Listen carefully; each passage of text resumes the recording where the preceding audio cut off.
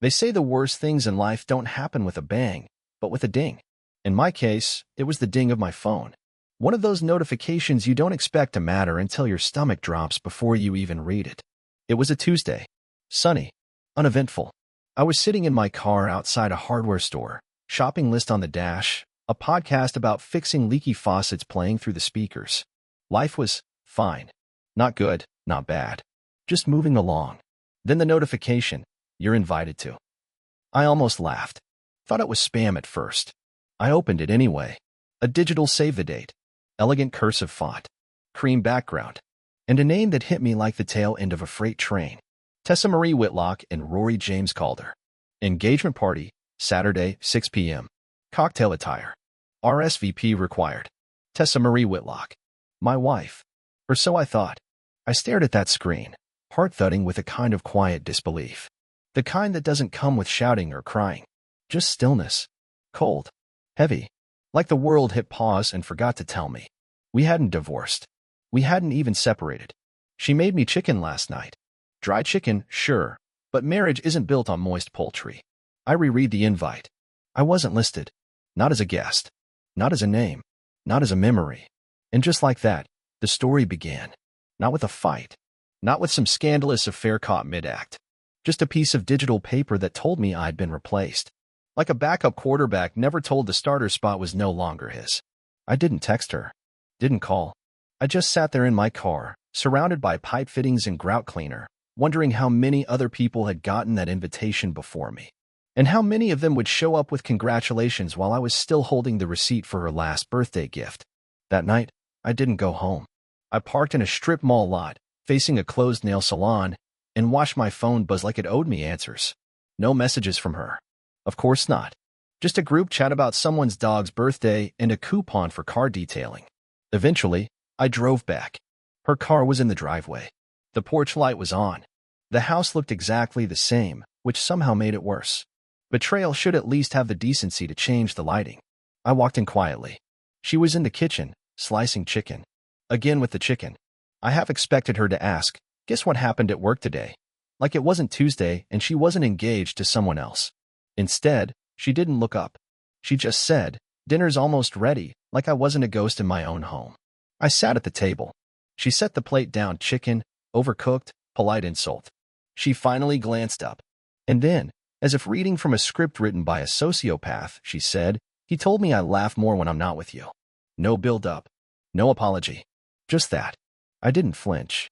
Didn't throw the plate. I just watched her slice into her food like she was performing surgery on what used to be us. "You'll get over it," she added. Still didn't look at me. I got up. Quietly. Pushed the chair back, left the food untouched, and walked outside in my socks. Because when someone breaks your heart and offers a napkin instead of remorse, you don't ask for salt.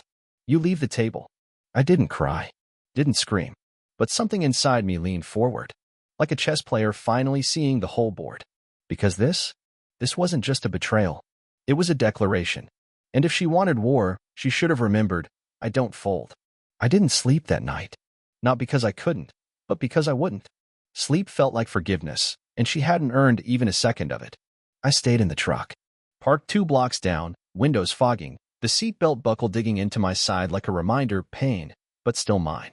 I didn't know what I was waiting for. Clarity? Closure? A meteor? What I got was a photo. Her sister, Lorna, texted it. No caption. No context. Just a screenshot from some expired Instagram story. Tessa, in a low-cut red dress. Laughing. Not at me, at him. Rory James Calder. The man from the invite. The man whose arm she was wrapped around like it was home. The caption? She said yes. I stared at the screen like it might blink first. She was still married to me. We hadn't even filed. No arguments. No paperwork. Not even a dramatic fight. She'd skipped the part where she leaves you and gone straight to the part where she celebrates it. And just like that, everything in me locked into place. Not rage. Not sadness. Precision. If she could plan an engagement while I was seasoning her dinner, I could plan an exit that wouldn't just make her regret what she did, it'd make her remember who she did it to. There's something dangerous about a man with no more illusions. He doesn't flinch. Doesn't beg. He just calculates. By Wednesday, I'd become that man. While Tessa watered the plants on our porch, still smiling for the neighborhood like her life wasn't a carefully curated betrayal. I was in the garage, staring at a drawer full of receipts, insurance paperwork, and something she never knew I kept. A flash drive. Not a big one. Just 16 gigs. But enough. See, before I ever married Tessa, I was methodical. Not paranoid, just cautious. Back then, she called it cute. Said she liked how safe she felt around me. And safe, I'd learned, is code for easy to ignore until you find someone more exciting. I plugged the flash drive into my laptop and pulled up folders with names like Taxes 2019 and Appliance Manuals. Hidden in the last one was a copy of everything she ever sent to our shared cloud. Old emails, photos, text backups. I didn't go looking for pain. Pain finds you without help. I went looking for leverage. It didn't take long. A photo, her on that same cabin deck she now shared with Rory. Only this one was from a year ago. Different man. Same smile. A message from her to a friend. Sometimes I think I just like being adored. Doesn't matter who's doing it. And then there were the hotel receipts. Overlapping dates. Different cities. Different names. I took a breath. Not because I was shocked, but because the last piece of doubt had just died. I hadn't lost her. She was never mine to begin with. And now? Now I had clarity. Clarity's a beautiful thing. Cold, sharp, and utterly final.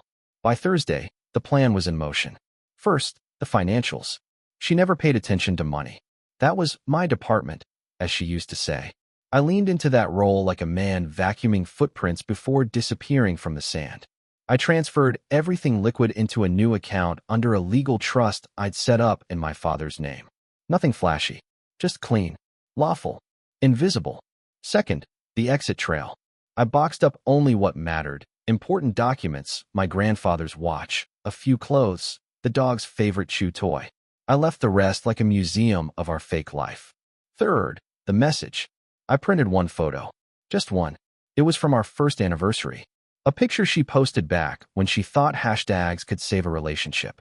She had her arms around me, smiling like she meant it. And I had that dopey, in-love look that now made me want to slap myself. On the back, I wrote in permanent marker. It's not that you replaced me. It's that you rehearsed it for years. I left it in the fridge. Right next to the oat milk she always pretended to like. Friday morning, I waited. Tessa was getting ready for a final fitting. The same woman who said marriage was just a formality now wanted her new life tailor-made. She asked if I wanted anything from the bakery near her appointment. I told her no, with a smile so polite it made her squint. Are you okay? She asked, lipstick half applied. Never better. She left in her favorite heels. They clicked down the steps like punctuation marks. Her whole exit sounded like the end of a sentence I'd stopped reading months ago. The moment the garage door rolled shut behind her, I moved. Quiet. Quick. Precise. Boxed a car. Flash drive in my pocket. Security cameras, ours, disabled. I'd installed them to keep us safe. Turns out, I just needed to know how to vanish without leaving a shadow. By noon, I was on the highway. Not running. Just leaving like a man who'd stayed longer than the welcome. The radio played a song we once danced to in our kitchen. I didn't change the station. Just let it play. Felt like a funeral march for an old version of me that didn't know better. By 4 p.m., I was at my friend Will's cabin upstate. He owed me from back in the day when he drove drunk into a ditch and I covered for him with his wife. I'm not hiding, I told him as I unpacked. Just watching the storm roll in from higher ground. He nodded. No questions. That's why I trusted him. We spent the evening on the porch, drinking cold beer and letting silence do the talking. By the time the sun dipped, I checked my phone. 3 missed calls from Tessa. 2 texts. Where are you? Please tell me this isn't about the party. The party. She thought this was about the party. That's how far gone she was. She didn't even realize the party wasn't the offense. It was the confession. I powered off the phone and smiled for the first time in days. She wanted drama. Tears. Closure. She was about to get silence. And silence. That's where the real story starts. By Saturday morning, I was 2 hours into silence and 5 hours away from the nearest explanation. Tessa had left 6 voicemails by then, all variations on the same theme. I'm confused. Where did you go? Can we just talk like adults? You're being cruel. Cruel.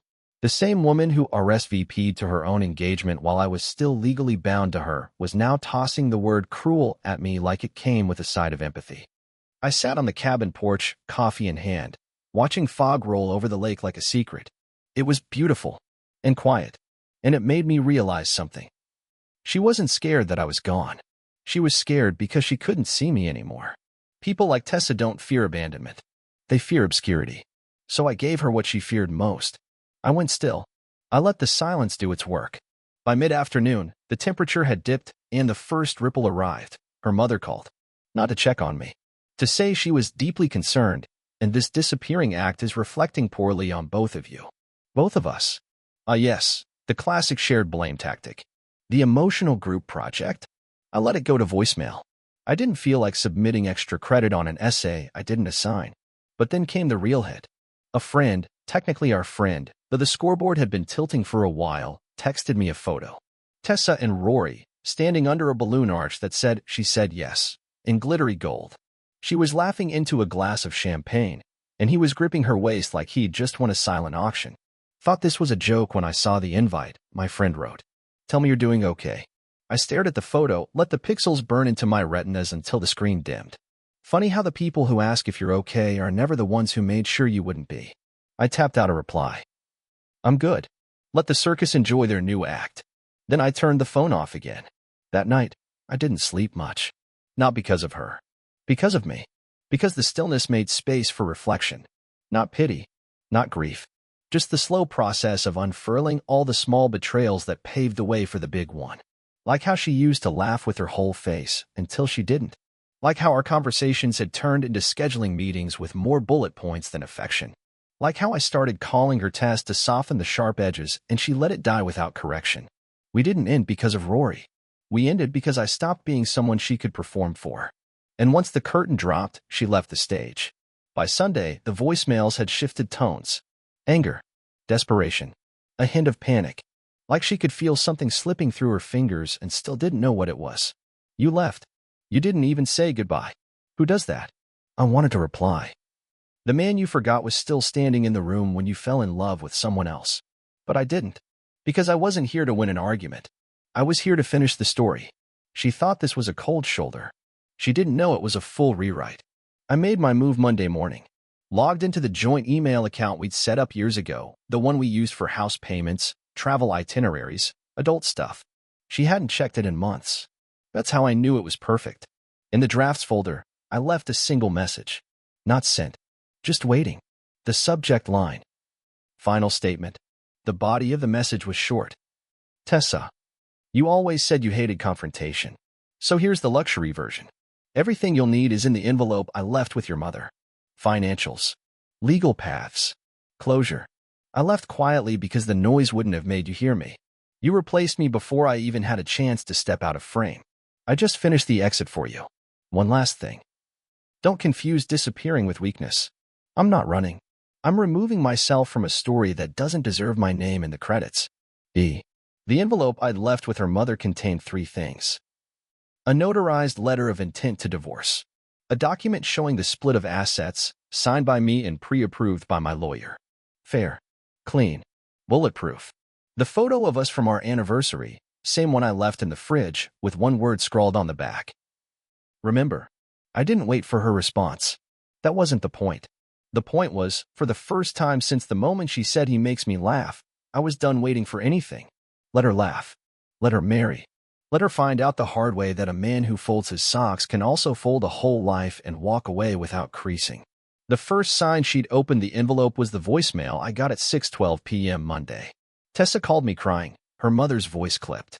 Said she didn't even know where to begin. Said you blindsided her. Blindsided. It's always a surprise when consequences show up to a party you were too selfish to RSVP to. I let the voicemail play to the end, then deleted it. She had the documents. She had the draft email.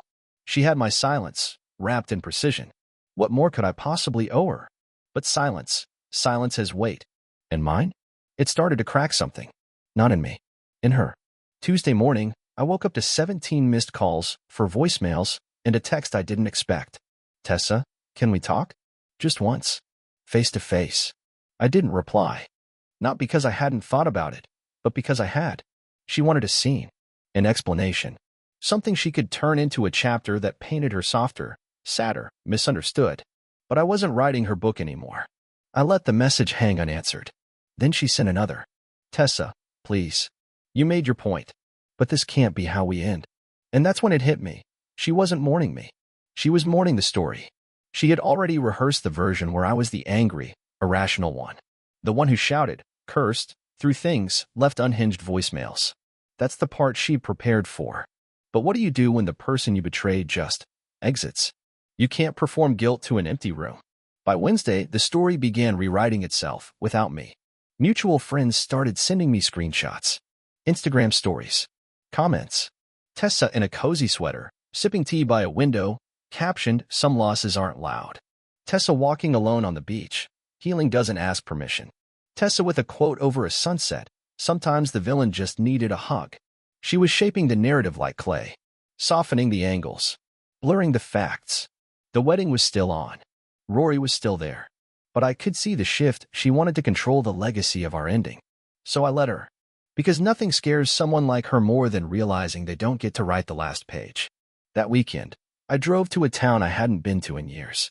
A quiet coastal place with boardwalk diners and 2 mini seagulls. Tessa always hated it. Said the salt air gave her migraines. I loved it for exactly that reason. I rented a tiny Airbnb with peeling paint and a porch swing that squeaked when the wind blew. It was perfect. That night, I sat outside with a local beer and watched the stars blink like they didn't know who she was. It felt like breathing again. Not survival. Living. But then a Saturday. Her last message. Not a voicemail. Not a photo. A voice memo. 37 seconds long. Her voice was different. Not shaky. Not angry.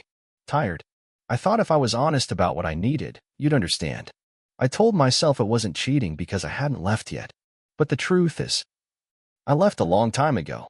I just didn't say it out loud. You didn't deserve this. I know that now. And I also know that no apology changes anything. But for what it's worth, I was wrong. About you. About everything. I listened to it twice. Not because I needed closure. Because part of me wanted to feel something. I didn't. Not hate. Not love. Not even pity. Just a kind of calm detachment, like reading an obituary for someone you didn't really know. Sunday, I sent my final reply. 1 sentence. No flourish. I forgive you. But you don't get to come with me. That was it. That was the end. No fireworks. No reunion. No final fight in the rain. Just the truth. And a door left closed. The first time I heard Rory's name, it was an afterthought. A throwaway mention in one of Tessa's team dinners. Back when she still bothered to lie with detail. Oh, Rory said the mussels were overcooked. Or, Rory thinks my marketing pitch could go global. At the time, he was just a background character in her corporate theater. But by the time she was posting sunset selfies with his hand on her hip, he was the headliner. And now, he was about to become her whole plot twist. I didn't go looking for him. Let's get that straight. He came to me. A man like Rory doesn't walk away quietly. He swaggers. He gloats. And when the spotlight dims, he starts looking for a new audience. I got the first email from a burner address. Subject line, man to man. The kind of phrase that always precedes a lie or a confession. The message was short. She told me you'd moved on. I guess I needed to see if that was true. This thing with her, it's not what I thought. I'm not the bad guy here. I just got caught in the middle of someone else's script. If you ever want to talk, I'll be at Brammer's, Thursday, noon. No name. No signature. But I knew who it was. Because only one man still thought I owed him context. Brammer's was a sad little bar with sun-faded signage and pool tables nobody ever used. I didn't plan on going. Not at first. But curiosity is a sly thing. It doesn't knock. It sits in your passenger seat and stares at you through red lights. By Thursday, I was there. Not to save anyone. Not even to speak. Just to watch the aftermath unfold from a safe distance. Rory was already seated when I walked in. Tight polo. Rolex that looked borrowed. Hair too intentional for this zip code. He looked up when I sat down, and for the first time, I saw it, the thing Tessa never did. Rory wasn't a man. He was an act. A pitch. A demo reel for a life he hadn't earned yet. He offered a handshake. I ignored it. So he said, "Guess this is awkward." "No," I replied. "This is closure." He smiled. That kind of smirk people wear when they realize they're not the main character anymore. "She told me you were cold," he said. "That you checked out emotionally." I took a sip of my drink. "And you believe that? You believe the woman who lied to her husband, while planning an engagement with someone else. He blinked, slow, then nodded. At the time? Yeah, I did. I leaned back. Let me guess.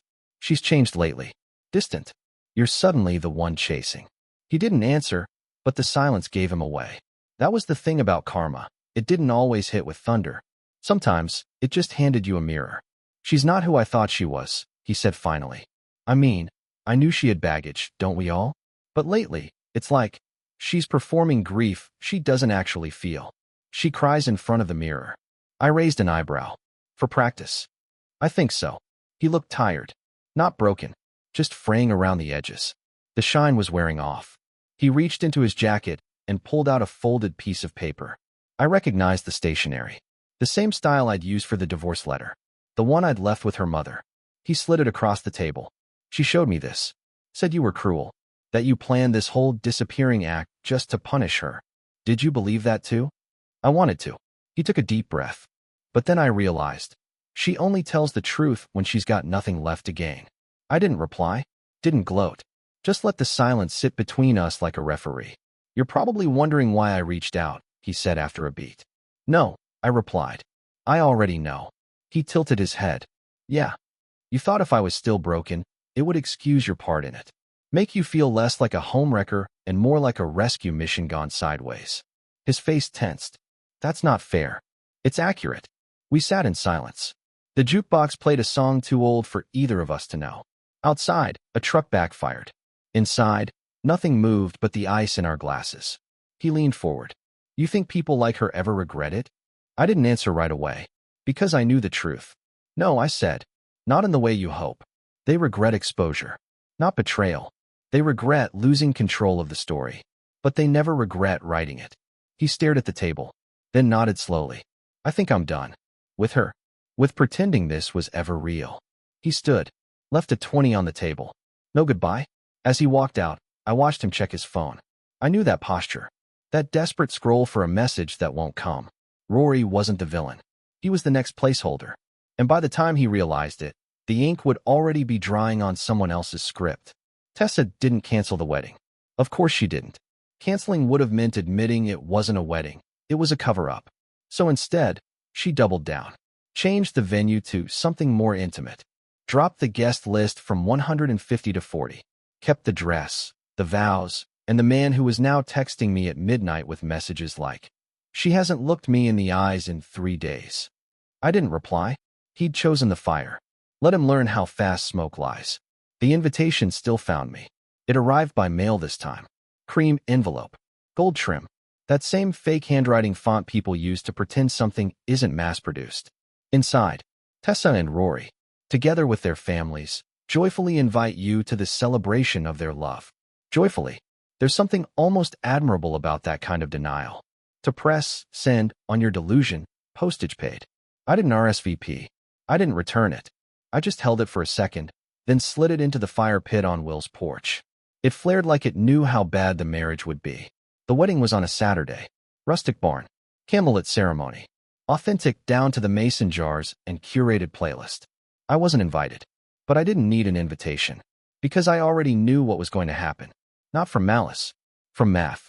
People like Tessa don't pivot. They perform. And when the performance gets shaky, the curtain starts to fray. And when it frays, everyone can see the seams. I didn't crash the wedding. That would have been theatrical. Predictable. Instead, I sent a gift. Well, technically two. The first arrived during the rehearsal dinner. A simple white box. No name. No card. Inside, a photograph. Tessa and I. First anniversary. Champagne in hand. Her eyes mid-laugh.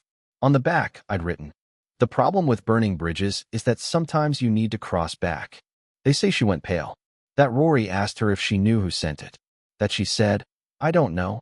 A little too fast. Lie speed. She was always terrible at it. The second gift arrived on the morning of the wedding. This one had a card. It read, "To the bride and groom. May you always remember that a wedding solves nothing. It only reveals what you were hiding." A former placeholder. Inside the box? Nothing. Just tissue paper. Because that's all the ceremony deserved. Later that day, Will sent me a text. She didn't show. I stared at the message for a long time. She didn't show. Apparently, she stood in the bridal suite, dress on, bouquet in hand, staring out at the guests, 40 people pretending this was joy. And then she just left. No explanation. No meltdown. Just a whisper to her sister and a door that clicked shut behind her. Rory stood at the altar for 12 minutes. Then he left too. The DJ played Landslide. Someone cried. The cake was still cut. That's how you know it really ended. You'd think a runaway bride would text her former husband. But Tessa didn't. Not that day. Not the next. Not even the one after. Because people like her don't apologize, they rebrand. And when the wedding collapsed, she didn't retreat into shame. She pivoted into tragedy. The narrative was simple. She panicked. Needed space. Got overwhelmed. Too much too soon. The fact that she'd planned it with one hand and betrayed it with the other?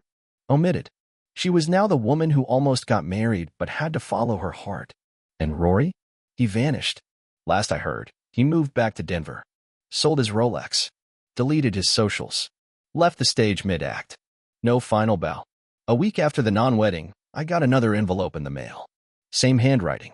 Same cream paper. But this time, no glitter. No invites. Just a folded sheet. At the top. If I could say this to your face, I would. The letter was long. Pages of it. Some rambling. Some pleading. All too late. She said she never really knew what she wanted, only what she didn't. Said she thought love was supposed to feel like suspense, not peace. Said I had made everything too easy. Too safe. Too stable.